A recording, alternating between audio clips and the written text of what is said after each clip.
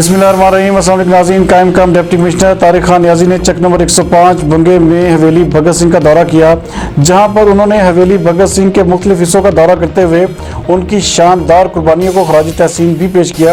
فیصل آباد سے ہمارے ڈویژنل بیورو چیف میاں اعجاز اسلم کے مطابق ڈپٹی کمشنر نے اعلان کیا کہ بھگت سنگھ کی حویلی کی دیکھ بھال کرنے پر موجودہ مالک ثاقب ورک کو ضلع انتظامیہ کی طرف سے یادگاری شیلڈ دی جائے گی، جبکہ حویلی اور سکول کی دیکھ بھال کے لیے ہر ممکن تعاون بھی کیا جائے گا۔ ان کا کہنا تھا کہ بھگت سنگھ کی حویلی ایک ثقافتی ورثہ ہے جس کے تحفظ کو ہر حال میں یقینی بنائیں گے۔ ان کا کہنا تھا کہ بھگت سنگھ نے برطانوی سامراج کے خلاف پچھلی صدی کی شروعات میں معرکہ آرائی کی، جن کی جد و جہد نے پورے برصغیر کے نوجوانوں کو بے حد متاثر کیا۔ بھگت سنگھ جیسی انقلابی شخصیات مدتوں بعد پیدا ہوتی ہیں۔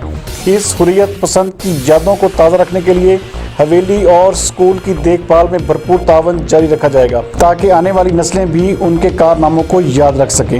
مزید اس حوالے سے دیکھتے ہیں میاں اعجاز اسلم کی یہ رپورٹ۔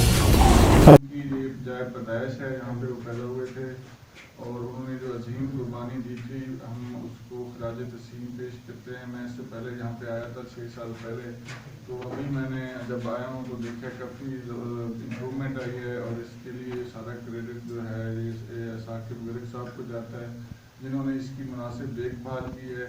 اور جو گورنمنٹ ہے، ڈسٹرکٹ